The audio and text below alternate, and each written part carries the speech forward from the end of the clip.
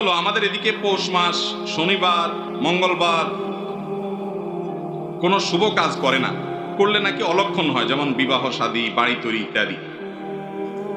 ভাই, পৌষ মাস, শুক্রবার, শুক্রবার নি না শনিবার, শনিবার মঙ্গলবার, এগুলাতে মঙ্গলবার, মঙ্গল মানে কি? কল্যাণ। মঙ্গলের বার মানে কল্যাণের বার, এদিন আরো ভালো কাজ বেশি না করবে। ভাই, এই বারের নামে কিছু আসে চায় না। শনিবারে করলে বলে সৈন্য পাইবে, এবার শনিয়ে পাবে, এরকম বলে কি বলে না? ভাই, কোন দিন, কোন ক্ষণ এগুলোকে কুলক্ষণ, অলক্ষণ, অকল্যাণ, অপয়া, কুফা এগুলা মনে করা, এটা ইসলামের শতভাগ কুসংস্কার। এটা ছোট শিরপূর্ণ বিশ্বাস। ইমানদার মনে করবে আমার সকল কল্যাণ এবং অকল্যাণের মালিককে আল্লাহ। ইসলামের নেকফালি জায়েজ আছে, বদফালি